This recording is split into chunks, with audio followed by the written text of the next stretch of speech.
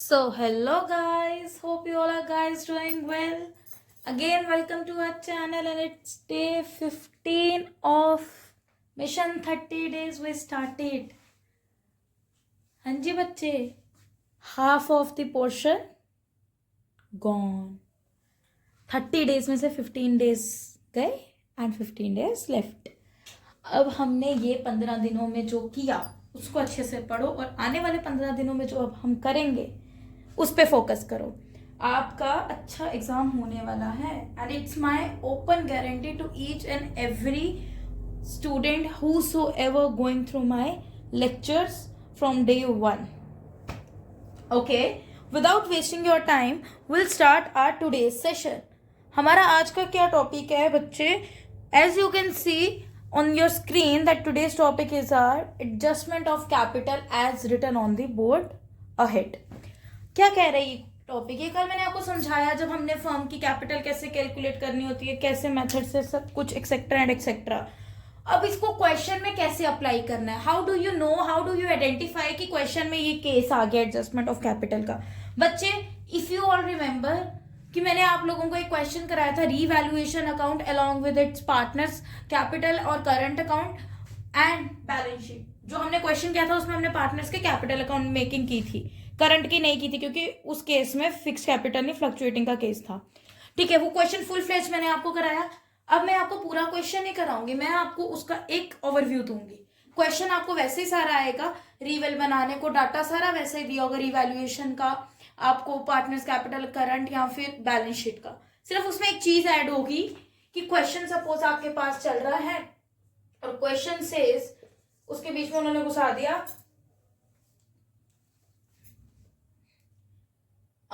Additional info में.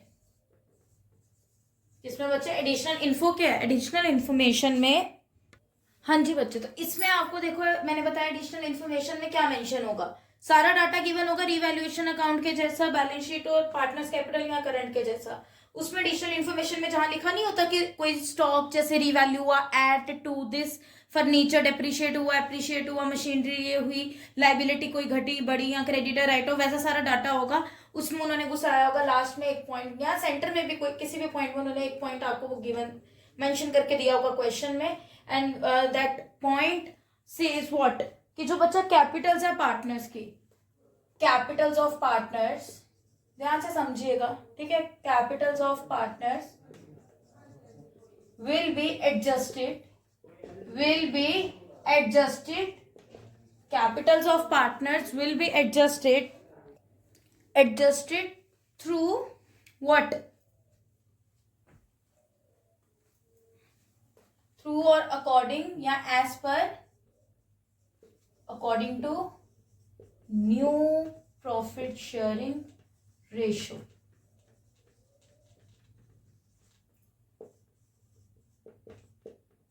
For brought in cash or paid by partners. ये ऐसा कुछ आपको गिवन होगा, तब आपको पता लगेगा कि इस केस में हमें एडजस्टमेंट ऑफ कैपिटल मतलब फर्म की कैपिटल कैलकुलेट करनी है.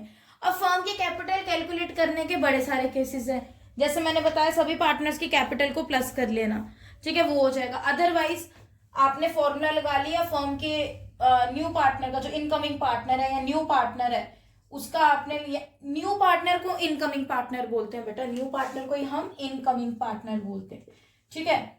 इसका फॉर्मूला मतलब कैपिटल ली हमने, मल्टीप्लाई किया रेसिप्रोकल या प्रोपोर्शन कर दिया इसके शेयर को, reciprocal of share new partner का, तो हमें फर्म की कैपिटल मिल जाती है. अब जब फर्म की कैपिटल निकल के आएगी वो फर्म की कैपिटल बटेगी बच्चे पार्टनर्स को डिस्ट्रीब्यूट होगी किस रेशो में, मेंशन है यहाँ पे स्पेसिफिकली, किस रेशो में बेटा?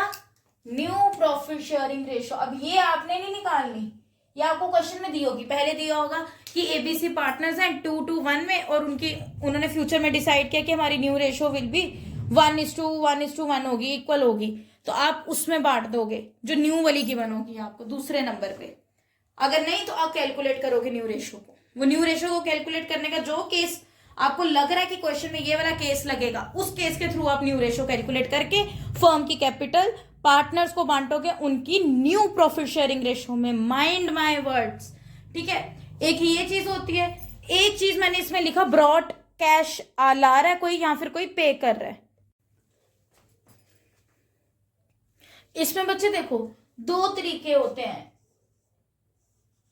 या तो कोई कैश लेकर आता है या तो क्या होगा आप बताओ, या तो ओपनिंग करंट अकाउंट को ओपन करना पड़ता है। यहाँ पे वो सिंपली होगा या तो लेकर आया वो कैश या फिर लिखा होगा बाय ओपनिंग करंट अकाउंट्स। जो मैंने आपको पीछे एक स्टेटमेंट बताई ना इतनी बड़ी कि capitals of partners will be adjusted through new profit sharing ratio according to the cash capital brought in और पेड एक्सेट्रा एक्सेट्रा। वहां पे आपको ऐसा भी लिख के दे सकते हैं कैश की जगह बाय ओपनिंग करंट अकाउंट। तो आपने कुछ नहीं करना बेटा, जो अब आप बैलेंसेस निकालोगे पार्टनर के, सपोज आपके पास क्वेश्चन है, एग्जांपल ले रही हूं मैं, ठीक है, उसमें आप रिवैल्यूएशन बना चुके हो। अब आपने पार्टनर्स के कैपिटल अकाउंट बनाने, कौन से बेटा, उन्होंने बोला है bye opening current account. Current account opening का मतलब है कि बनना कैपिटल अकाउंट है। वो क्वेश्चन पे डिपेंड होगा ना बेटा कि फ्लक्चुएटिंग है या फिक्स्ड है। आपने अपनी मर्जी से नहीं बना लेना पार्टनर का कैपिटल अकाउंट। अगर क्वेश्चन कह रहा है कि इसमें बनेगा पार्टनर का करंट अकाउंट या फिक्स्ड कैपिटल से, तब ये लाइन अलग है bye opening current account. Bye opening current account का ये मतलब नहीं है, इट डजंट मीन्स कि इट डजंट रिफ्लेक्ट कि करंट अकाउंट बनना है पार्टनर के। इस करंट का मैं कहाँ यूज होगा बताऊंगी, जब ये स्टेटमेंट आपको स्पेसिफिकली दी होगी ना क्वेश्चन में, इसका कहाँ यूज होगा, I will let you know all guys in today's session. Anyways, partners के कैपिटल अकाउंट बना रहे हैं, for example particulars A B, दो ही पार्टनर्स हमारे पास सपोज फॉर्म में, नहीं ये हमारे पास एडमिशन का केस है ना, तो हम तीन पार्टनर्स लेंगे A B and C, particulars A B and C, ठीक है। I am taking just an example, ठीक है, it's a kind of an example, not specified question, ठीक है। रैंडमली मैंने कुछ उठा लिया है क्वेश्चन को। अब इसमें सब कुछ आपने डाटा डाल दिया, सपोज यहाँ पे आपने वो डाल दिए, इनके पहले सबसे पहले बैलेंसेस डाल दिए, बाय बैलेंस ब्रॉट डाउन करके, फिर आपने डाल दिया कि रिवैल्यूएशन में प्रॉफिट हुआ था तो इस साइड जाएगा पार्टनर के, जो आता है इनफ्लो इधर जाते हैं, बाय रिवैल्यूएशन अकाउंट करते हो ब्रैकेट में लिखते हो प्रॉफिट हुआ था, ये डाल दिया इनका। सपोज किसी को सैलरी थी तो यहाँ पे सैलरी डाल दी, ठीक है। किसी का ड्राइंग्स था तो यहाँ पे डाल दिया, इंटरेस्ट ऑन ड्राइंग्स थी तो भी यहाँ पे आएगी। मैं बता रही हूँ कि एक क्वेश्चन है ये ऐसा, उसमें सब डाटा गया है, आईओसी था किसी का, इंटरेस्ट ऑन कैपिटल, बस ये सब सपोज करो ये सब था इस क्वेश्चन में, ठीक है। अब इस क्वेश्चन में अगर वो लाइन आ जाती है कि एडजस्ट होंगी कैपिटल्स बाय ओपनिंग, पहले सबसे पहले थ्रू कैश, अगर कैश के थ्रू है आपने सिंपली क्या करना है, वर्किंग नोट बनाना है, ठीक है बेटा। वर्किंग नोट में आओगे आप, वर्किंग नोट में लिखोगे सिंपली आप कैलकुलेशन ऑफ पार्टनर्स, क्या पार्टनर का क्या निकाल रहे हैं हम, partners balances in cash account. जब ये आएगा कैश, वो नहीं आएगा, ठीक है। सिंपली क्या करना है, आपने पहले लिख लेना ए, ठीक है।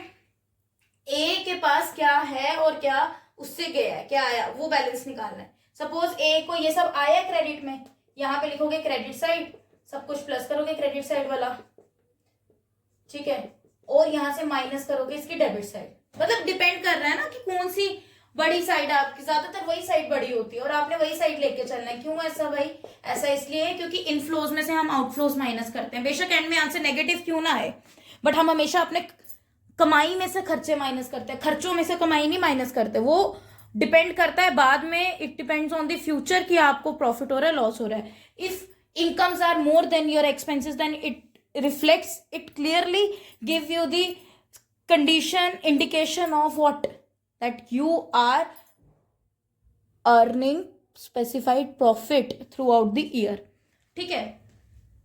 ये आ गया ए का, जो बैलेंस निकला वो यहाँ पे आ गया, ठीक है। ऐसे बी का करोगे सेम, ऐसे सी का करोगे सेम, फिर इनके जो बैलेंसेस निकलेंगे ना बेटा, यहाँ पे ये ऐसे करके, वो साइड में से साइड माइनस करके वो साइड में से साइड, सपोज ये साइड पे आ रहा है, डेबिट साइड है सबकी छोटी फॉर एग्जांपल, तो यहाँ पे लिखोगे 2, कैश है, कैश अकाउंट, कैश को आप बच्चे बैंक भी लिख सकते हो, ऐसा कुछ नहीं, कैश आइदर बैंक अकाउंट। ये आपकी क्या होगी, ये आपकी बेटा बैलेंसिंग फिगर होगी। क्या होगी, बैलेंसिंग फिगर। अब मुझे बताओ कि जो बैलेंसिंग फिगर होती है वो लास्ट में ही आती है, तो हम इसको लास्ट में लिखेंगे। अब इसमें एक एग्जांपल हम लेते हैं, ये जब ऐसा केस होगा ना, कैश एडजस्ट हो रही है कैपिटल थ्रू कैश अकाउंट, आपने यहाँ पे नीचे सबसे एंड में लिखना है। अगर सपोज ए की ये साइड छोटी है और बी सी की वो साइड छोटी है, एक एग्जांपल आपको दोनों केसेस समझा देंगे कि आप घबराओ ही ना। एंड में जब कैश अकाउंट आपने ओपन करने है ना, एडजस्ट करनी है, जब फर्म की कैपिटल बांटनी है पार्टनर्स को उनकी न्यू रेशो में, तो यहाँ पे लिखोगे 2 cash either bank account, bracket में आप बकायदा शो करोगे कि बेटा ये आपकी बैलेंसिंग फिगर है, और ये बैलेंसिंग फिगर आपने कैलकुलेट की है, ये जो यहाँ पे निकली ना, ये बैलेंसिंग फिगर आप बोलोगे और जाएगी किसमें, कैश या फिर बैंक में। ए का सपोज ये साइड छोटी थी तो यहाँ पे लिखा 2 कैश और bank account balancing figure. Suppose B और सी की वो है, तो by cash either bank account, और ब्रैकेट में शो करोगे बेटा ये आपकी बैलेंसिंग फिगर है। ठीक है, are you guys getting my point? जो आपका बच्चे मैं बार बार बोल रही हूँ, यहाँ पे वर्किंग नोट में आप कैपिटल्स कैलकुलेट करोगे ना, बैलेंसेस, वो साइड में से ए साइड करके माइनस, किस केस में, जब आपने कैपिटल्स को एडजस्ट करना है पार्टनर्स की अकाउंट्स में थ्रू कैश, तो आपने क्या करना है बेटा, तब आपने बी और तब आपने यहाँ पे कैलकुलेट करनी है उनके बैलेंसेस, साइड उस साइड में से ये साइड माइनस करके फिर बैलेंसेस डालोगे। सपोज ए की ये साइड छोटी आ रही है, बैलेंसिंग फिगर इसमें जाएगी, नाम क्या आएगा, 2 cash either bank account. Same procedure यहाँ, अगर किसी पार्टनर की वो साइड छोटी है तो वहां लिखोगे बाय कैश और बैंक अकाउंट, और उसके खाते में पैसा डाल दोगे जो आपने यहाँ पे कैलकुलेट किया है। अब आप बोलोगे कि साइड्स इक्वल नहीं आएंगी, नहीं आएंगी, बिल्कुल नहीं आएंगी। I agree with you all, I totally agree with this point, नहीं इक्वल आएंगी आपकी साइड्स। अब आपने क्या करना, अब आपने एक्चुअल जैसे करते हो बैलेंसेस निकालने हैं। अब वो वाले बैलेंसेस जो निकलेंगे उसको आपने लिखना है 2 बैलेंस ब्रॉट डाउन। ठीक है, यहाँ पे इसको एंड में लिख लो, बाय बैलेंस ब्रॉट डाउन। ठीक है, इसको बेसिकली एंड में लिखना आप। ठीक है, ये ऊपर ही ठीक था वैसे, चलो कोई बात नहीं, समझ आ रही है मेरी बात है। ये वाले बैलेंसेस आपने माइनस करके निकालने हैं, जो ये वाली बैलेंसिंग फिगर होगी इस केस में जब ओपन करना आपने किसको किसको बच्चे, कैश अकाउंट को, तो आपने पहले ऐसे करके निकाल लेनी, look at the left side of the board, ऐसे करके आपने निकाल लेना पहले कैपिटल्स को उनकी, फिर यहाँ पोस्ट करना है किस अकाउंट में, 2 कैश या फिर बैंक अकाउंट में, और ब्रैकेट में शो कर दोगे बैलेंसिंग फिगर है। बट वो ये बैलेंसिंग फिगर आपने कैलकुलेट करनी होती है यहाँ पे कैपिटल्स में, फिर उसके बाद आपने एक्चुअल जो बैलेंस बचे आपके, जो बैलेंसेस डिफरेंसेस आए, डेफिशिएंसी आई, वो डालोगे आप बैलेंस ब्रॉट डाउन में। ठीक है, ये एंड में रखना बैलेंस ब्रॉट डाउन। ठीक है, अब इसमें जब करंट अकाउंट ओपन करने हैं कुछ ज्यादा फर्क नहीं है, जब करंट अकाउंट ओपन करने हैं। ठीक है, करंट अकाउंट के केस में आपने कैश और बैंक की जगह उनके करंट अकाउंट का नाम लिखना है, दैट्स इट। क्या लिखोगे, उनके करंट अकाउंट का नाम, क्या बच्चा, करंट। सपोज ये उनके निकले थे करंट अकाउंट के बैलेंसेस, जिसको हमने कैश और बैंक लिखा था उसको अब हम कर देंगे 2 व्हाट, 2 बच्चे करंट अकाउंट। ठीक है, और उसके खाते में डाल दिया, और यहाँ पे 2 बैलेंस ब्रॉट ऑन, ये बैलेंसिंग फिगर है कब। ठीक है, ये मत समझना उसमें मैंने एरो डाल दिया था ना, नीचे आया था, ये कैश की जगह करंट आया है, कैश या बैंक की जगह, और ये बैलेंस ब्रॉट ऑन। पैसा वैसे ही जाने वाला बच्चे, पैसे जो आपने अमाउंट कैलकुलेट करनी है ना इनकी, वो वैसे ही होगी, बस नाम में क्या चेंज आएगा, एक कैश बैंक की जगह आ जाएगा करंट। ठीक है, तो बाद में इक्वल कर दो, डबल लाइन से क्लोज कर दो सारी साइड्स को इक्वल करके। ये कॉन्सेप्ट समझ आ गया आपको?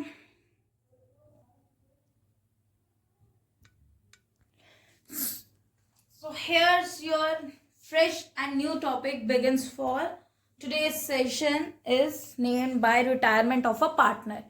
अच्छा, before or prior jump to this topic, this new chapter, I want to clear one thing you all again and again कि बच्चा जो पिछला पढ़ा है उसको पढ़ते रहो तभी अगला आएगा, अदरवाइज जय माता दी है फिर तो। ठीक है, राधे राधे है, फिर भगवान जी भी साथ देंगे पर पढ़ना तो पड़ेगा ना। एनीवेज, अब मेरी बात को ध्यान से सुनो, जो पीछे अभी हमने अभी जस्ट जो प्रीवियस टॉपिक पढ़ा ना बेटा, उस टॉपिक में क्या था, वो करंट अकाउंट्स को क्या करना था, हमने यूज करना था, कैलकुलेशन वैसी थी जैसे कैश के केस में थी। या तो हम एडजस्ट करते कैपिटल्स को, इस या तो मेड बाय कैश और बाय ओपनिंग करंट अकाउंट, ठीक है। Adjustment is to be made by cash और by opening, adjustment is to be made by opening current partners current account. ये दो कंडीशंस थी। अब आ जाएंगे रिटायरमेंट चैप्टर पे। बेटा as I have already told you all earlier, I have discussed you all कि बच्चा एडमिशन, पार्टनर की एडमिशन तक सैक्रिफाइसिंग रेशो का काम होता है। अब रिटायरमेंट से लेके डेथ तक, रिटायरमेंट और डेथ चैप्टर में गेनिंग का काम है। कौन सी रेशो का? गेनिंग रेशो का। क्योंकि रिटायरमेंट के टाइम पार्टनर रिटायर हो रहा है, जा रहा है फर्म से, विदा ले रहा है, ठीक है, रिटायरमेंट हो रही है उसकी, तो यहां पे किसका काम आएगा? गेनिंग रेशो का। किसका बेटा? गेनिंग रेशो का। जैसे नया पार्टनर आता है तो उसका शेयर बढ़ता है किसको? नए पार्टनर की गुडविल का शेयर किसको बढ़ता है? ओल्ड पार्टनर्स को। यहां पे रिटायरिंग पार्टनर की गुडविल का शेयर किसको बढ़ेगा?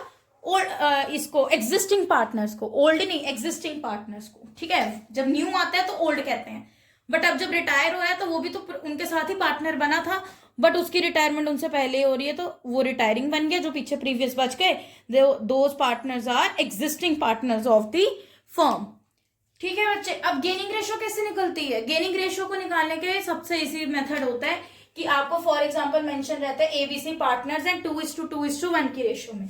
एबीसी पार्टनर्स है बेटा 2:2:1 की रेशो में। बी रिटायर हो रहा है, पीछे कौन बच गया? ए और सी, इनकी रेशो क्या होगी? 2:1। बी रिटायर हो रहा है, पीछे क्या बच गया? 2:1। ये इनकी गेनिंग रेशो होगी, ये इनकी गेनिंग रेशो होगी। अदरवाइज गेनिंग रेशो निकालने का मैंने आपको एक सबसे गुरु मंत्र दिया, सबसे अच्छा वाला, new ratio minus old ratio, that's it, ठीक है। अब हम आ जाएंगे सबसे पहले इसकी जर्नल एंट्रीज पे, रिटायरमेंट की। जर्नल एंट्रीज क्या होंगी इसकी? हमने बेटा नॉर्मल एडमिशन में पढ़ा जर्नल एंट्रीज कि जब नया पार्टनर आता है तो क्या होता है, तो जब एग्जिस्टिंग पार्टनर फर्म से जाता है तब भी तो हमने पढ़ना है ना क्या होता है फर्म में। सबसे पहले देखो इसकी जर्नल एंट्री क्या होती है। एक एंट्री बनती है इसकी कि गुडविल ऑलरेडी उसमें, गुडविल नहीं सॉरी, नया पार्टनर जो बना था एडमिशन के टाइम, पार्टनर आता है फर्म में, एडमिट होता है, बाद में उसकी रिटायरमेंट होती है, उसके बाद सेकंड स्टेप में ही रिटायर्स फ्रॉम द फर्म। तो इसमें हम करेंगे सबसे पहले कि जब पार्टनर की रिटायरमेंट होती है उस टाइम पे उसके गुडविल का शेयर क्या करता है, कहाँ बढ़ता है, किसको जाता है, किसको नहीं जाता है, ठीक है बेटा। कहते हैं जब गुडविल एग्जिस्ट ही नहीं कर रही बुक्स में, गुडविल अपीयर्स ही नहीं है बुक्स में, व्हेन गुडविल डजंट एग्जिस्ट, या अपीयर ही नहीं है बुक्स में, डज नॉट एग्जिस्ट और अपीयर्स इन दी बुक्स, ठीक है। तब एंट्री क्या होगी? गेनिंग, उसमें पढ़ी थी गेनिंग टू सैक्रिफाइसिंग ना, एडजस्टमेंट एंट्री गुडविल की। यहां पे एडजस्टमेंट एंट्री क्या बनेगी गुडविल की? Gaining partners capital account, gaining partners capital account DR to what? Gaining partners capital account DR to retiring partners capital account, retiring partners capital either, वही current तो मैंने ऊपर भी नहीं लिखा तो मान समझ जाना। जब हम एडजस्टमेंट एंट्री एडमिशन में पास करते हैं गुडविल की तब होती है गेनिंग टू सैक्रिफाइसिंग। रिटायरमेंट में क्या होती है एडजस्टमेंट एंट्री गुडविल की? Gaining to retiring partner. यहां पे लिखोगे being adjustment entry for goodwill, adjustment entry for goodwill has been passed, ठीक है जी। अब जब ऑलरेडी अपीयर्स कर रही है बुक में तो उसको रिटर्न ऑफ करना पड़ता है, राइट ऑफ। अब गेनिंग पार्टनर्स को तो गेनिंग रेशो में देना पड़ेगा, है ना। अब यहां पे आ जाओ, व्हेन गुडविल एग्जिस्ट और अपीयर, वो एग्जिस्ट कर रही है फॉर्म में, अपीयर्ड है, appears already in the books और in the form, in firms books, accounting books, ठीक है। यहां पे आ जाएगा, ये हमने एडमिशन में पढ़ा था, जब गुडविल एग्जिस्ट होती है बुक्स में तो हमें उसको राइट ऑफ करना होता है इन बिटवीन और among old partners to goodwill. हमें गुडविल राइट ऑफ करनी होती है ओल्ड पार्टनर्स में, एडमिशन के केस में, रिटायरमेंट के केस में हमें गुडविल एग्जिस्ट करनी होती है रिटायरिंग पार्ट उसको, एग्जिस्टिंग पार्टनर्स को, मतलब एग्जिस्टिंग में तो रिटायरिंग पार्टनर भी होगा ना, सभी पार्टनर्स को जाती है, all partners capital account DR, capital either current account DR to what, सभी पार्टनर्स में कैपिटल और करंट अकाउंट डेबिट हो जाएंगे टू किसमें, गुडविल लिखोगे ना, गुडविल अकाउंट, यहां पे आप लिखोगे बीइंग गुडविल रिटर्न ऑफ, किसमें, ओल्ड रेशो में, किसमें, हाँ जी बच्चे, एनीबडी, ओल्ड में, ठीक है, ओल्ड रेशो में, गेनिंग, जहां गेनिंग वर्ड यूज हो रहा है वहां गेनिंग, और जहां राइट ऑफ कर रहे हो सबकी, तो सबकी रेशो एक साथ आएगी ना, ओल्ड। अब इसका अगर हम क्वेश्चन करेंगे that will be on tomorrow, for today will discuss about the concept of retirement of partner. क्या होती है रिटायरमेंट ऑफ पार्टनर?